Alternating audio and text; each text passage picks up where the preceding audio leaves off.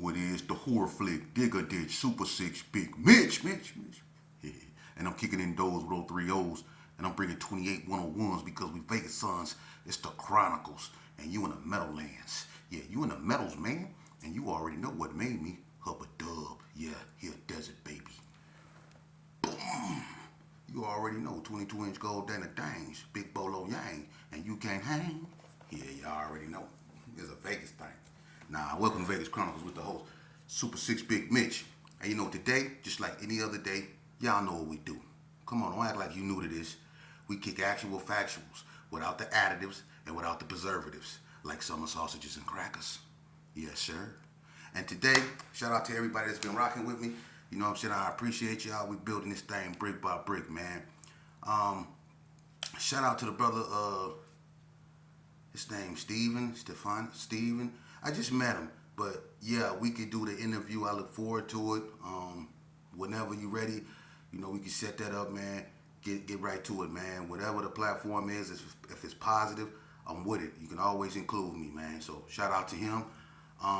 Shout out to the legendary Q of all Qs, the legendary Carl Wesley, man. I had a positive conversation with that brother, man, and we talked about so much stuff, man. And I'm gonna bring him on here, man, in about a week or so, and y'all will get to hear it from, you know, the man himself, you know, about the formation of the Qs, the GQs, and the influence that California had on Vegas and its cripping. And he go set that straight for all and everybody that got something to say about that. He finna let y'all know what it is, and y'all finna hear from the horse's mouth. So, shout out to Carl Wesley, man. And another thing, man, I'd like to send my deepest condolences to the Fletcher family, man.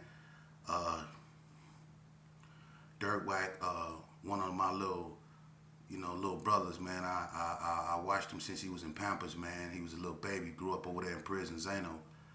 You know, unfortunately, he was unalive last night. He got hit by a car on Martin Luther King and Carey, man. And I want to go up. I want to say something about Martin Luther King and Carey. And you know, for the people that don't know about that landscape or that area, that's a cursed area, man.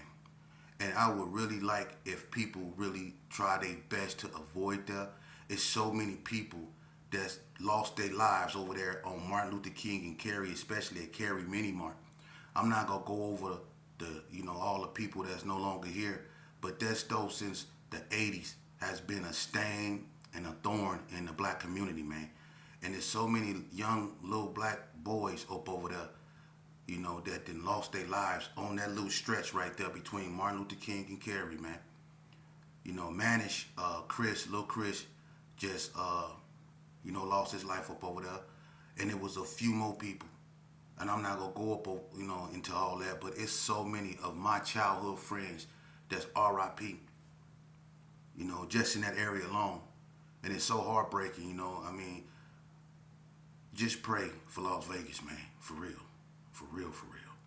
But moving along, man. You know, I like to answer questions, man, and we gonna jump right up into it, man. I was asked, and I don't know if I covered this. But, you know, I said that if you ask me questions, you know, my girl be helping me. I try my best to answer them. So if I spoke on this, I'm sorry. But people ask me questions and maybe they didn't see the video or whatever. But I answer the questions because, you know, I try to stay, correspondent with my audience, because without my audience, I ain't going to be who I am. So I try to show appreciation by answering their questions. And one of their questions was, what happened to Las Vegas that got it to where it is now? I mean, basically, if you look, I'm gonna just go and just say it one more time so I can say I know I said it. What happened to Vegas really started, you know, after the Rodney King, truce. And before the Rodney King truce, Las Vegas was turned up. Everybody, was at everybody's throat, basically. You know, the Gersons and the Donner Street Crips had a strong alliance, that was, still stuck, and they were a force to be reckoned with. The 60s and the 50s was together. All the Bloods been together. The Sidney Sue and the Bonanza Village cats, they consolidated to go against the Brownies and the Gersons. So it was a lot of gangs, in sync with one another. And then the truce happened. And everybody tried to let go of their animosity toward one another and come together for a common good. Even though we just came together to party and get drunk and call ourselves going against the system or whatever.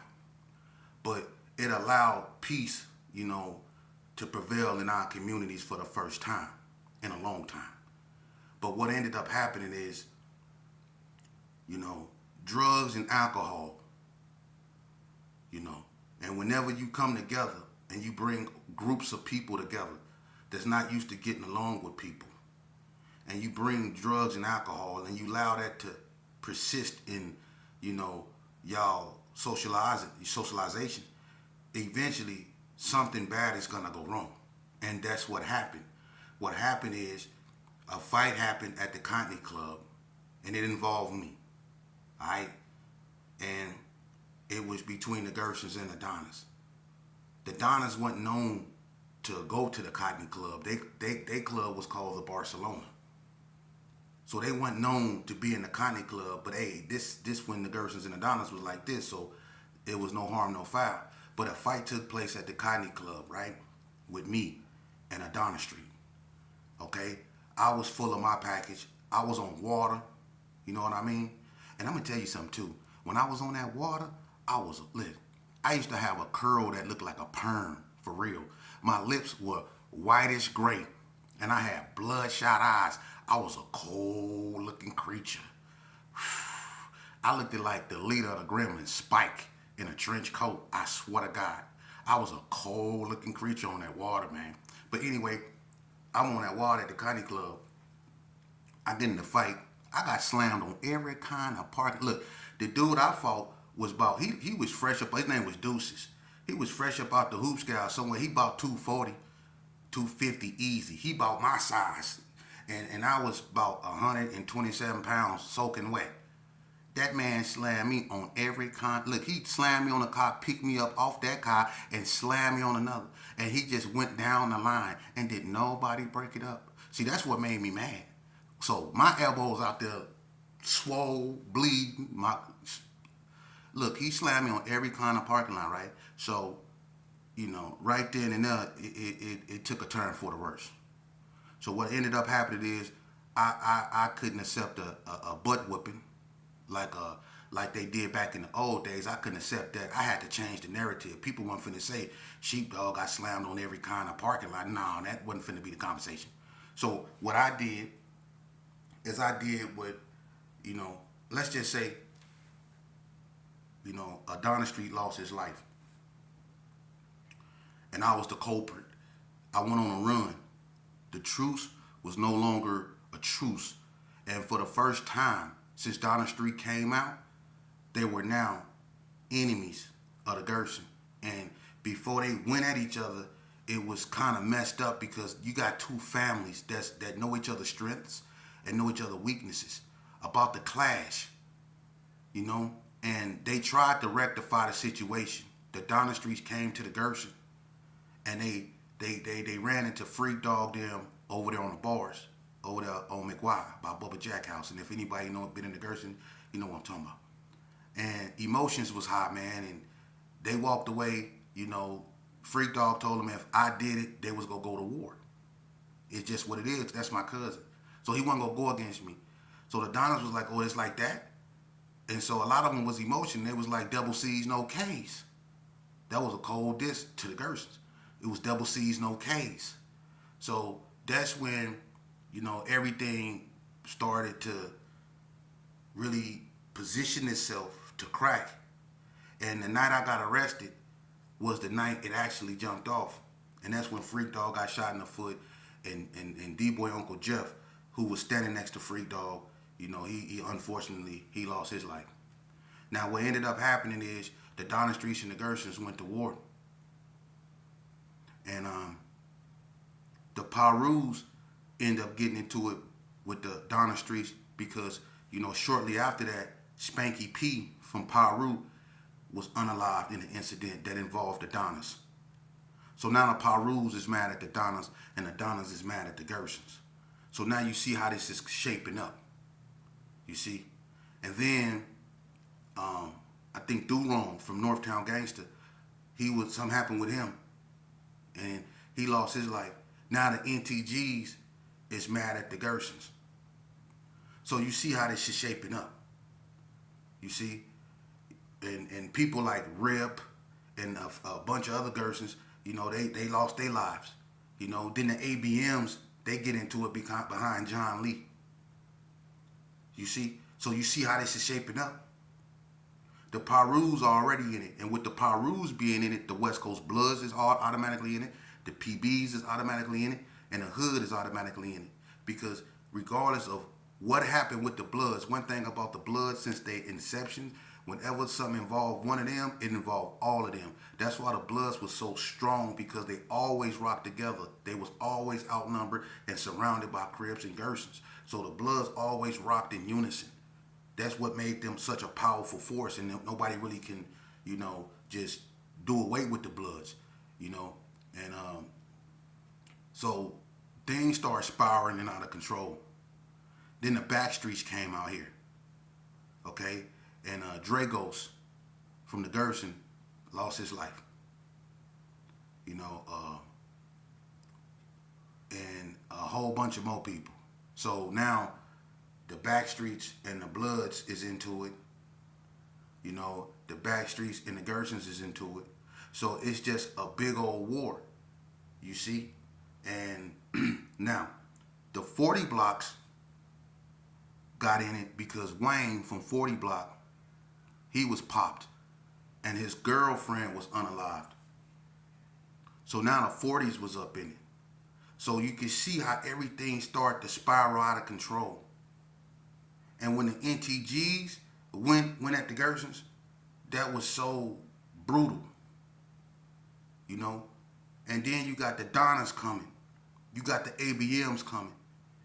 It was situations that happened at the Runway 21. See, that's what happened with all our clubs in Las Vegas. From Club 30-something, Out of Bounds, Shays, the Cottony Club, the Barcelona, the Silver Nugget, Jerry's Nugget, the Hunch Ridge, the Heritage.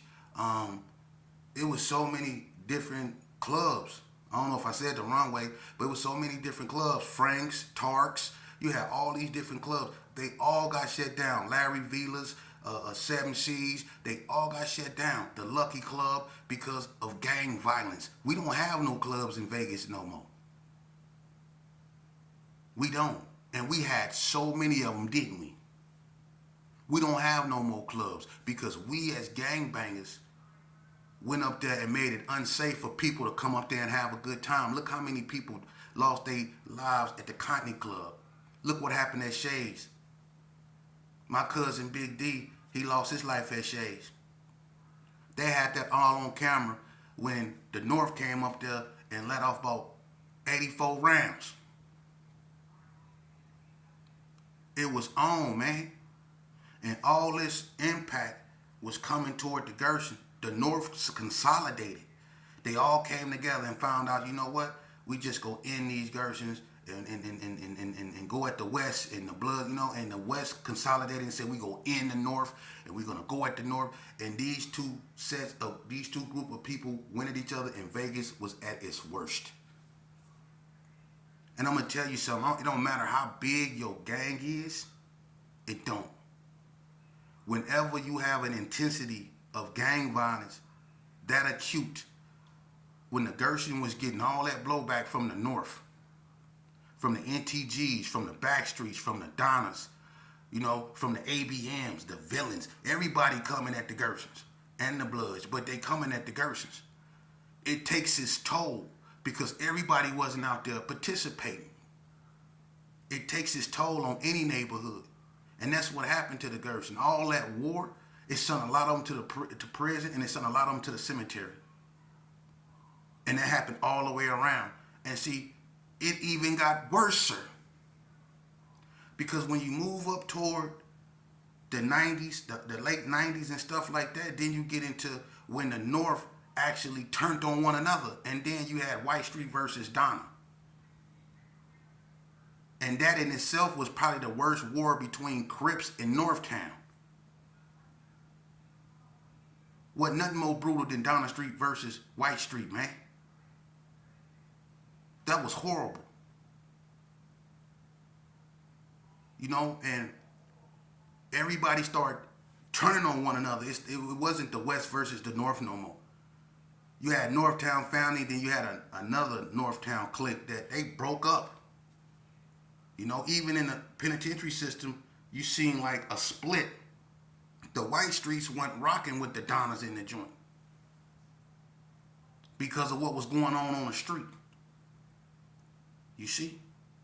And then the Gersons, they turned on one another. I'm not getting into that. Everybody, they turned on one another.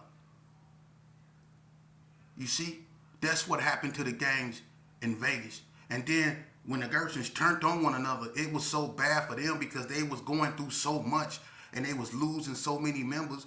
Everybody was losing members, but the Gerson was losing a lot of members to this game, man. They lost the legendary Cornbread to this game. And then look, it got worse. You know why? You wouldn't think it could get any worse than that, huh? It did. The Gersons in the 60s went to war. And if it hadn't been, listen to me. If it hadn't been for those Wax, and the Wax is a younger generation of Gersons. Well, they're not even a younger generation because my generation is all but died off. So the Wax are the new OGs, you know. But if it hadn't been for them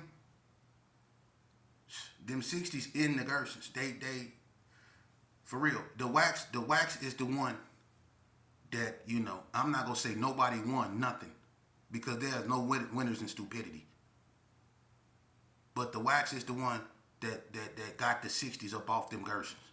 I'm keeping it 100. Because a lot of them OG Gersons, and I'm not saying all of them, I'm not going to speak on nobody, but a lot of them wasn't doing it. They was hiding. They was hiding from them 60s. They was hiding from Lil Trap, and they was hiding from child support. They was hiding. I'm just keeping it 100.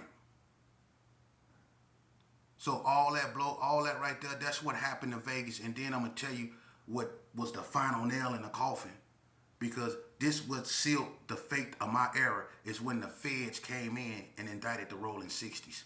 And that would happen in 2003. That's what ended it. And then you had a new breed of what you call cliques. The Squad and Wood arose. Because my generation have all but wiped themselves out.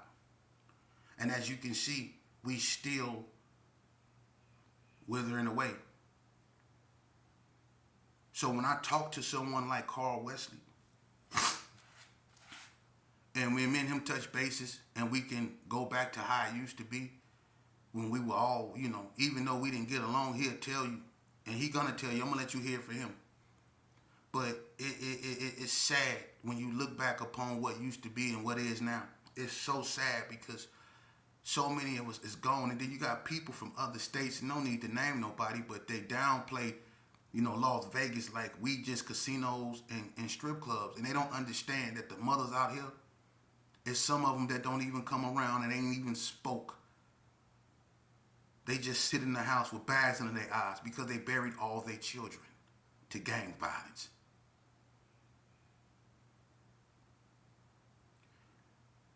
You know,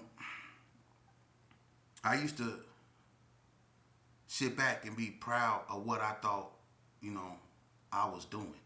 I was happy that I caused all that destruction from my actions. But I'm going to tell you something, youngster. When you grow old and you realize that life is not going to allow you to do the things you used to do, your thinking change, everything. And if you're lucky, you allow compassion and empathy to have its place because you are a human, emotional creature. So when you allow that to have its place, when I used to look in the mirror, I used to think I seen some ferocious gangster or whatever I perverted outlook I had of myself. I used to think that's what I was staring at in the mirror. But in actuality, I was staring at my own worst enemy. I was staring at Lucifer himself. I was the problem. You see? I was the Rolling 60 that I hated so much. I was the Donna Street Crip that I hated so much.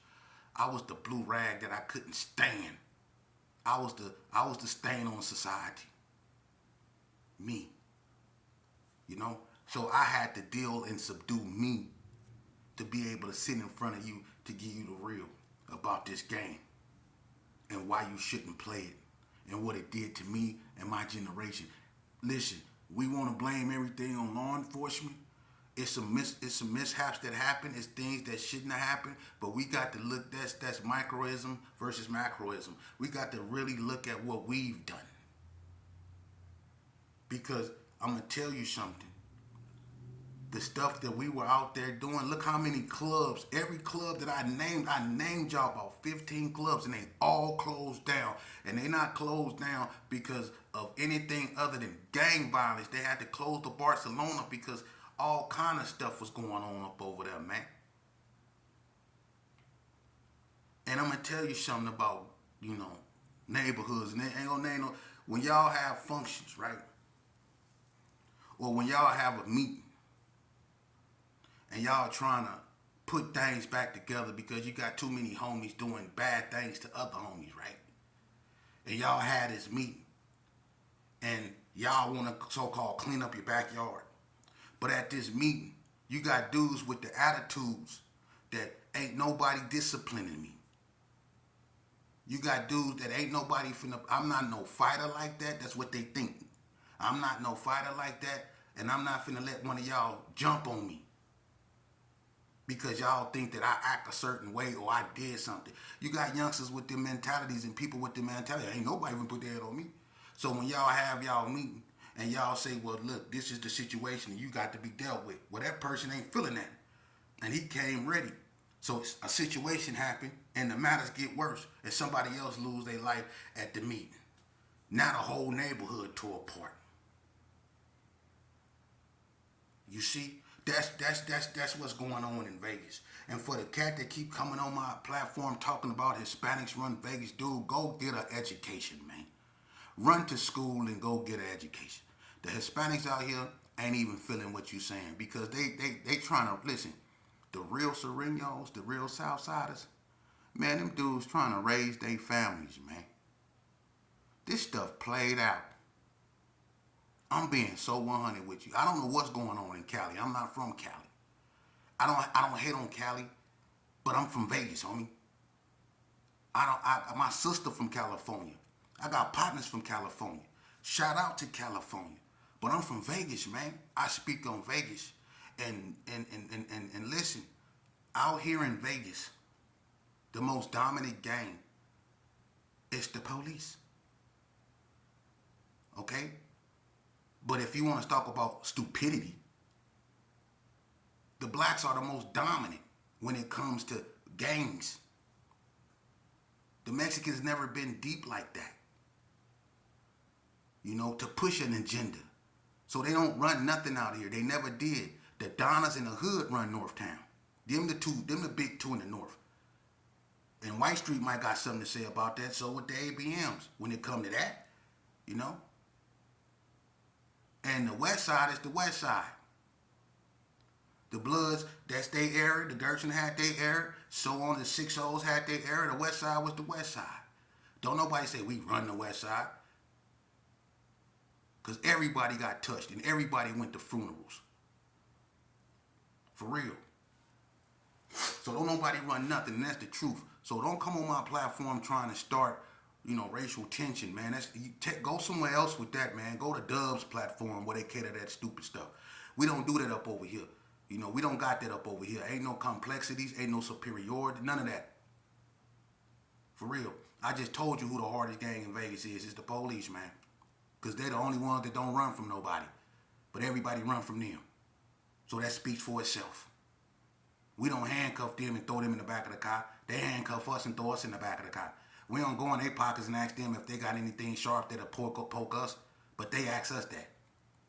So how we running something? When I did what I did, I was running from them. And wasn't nobody trying to help me. They was running from them too. When them people was coming, they was getting out their way.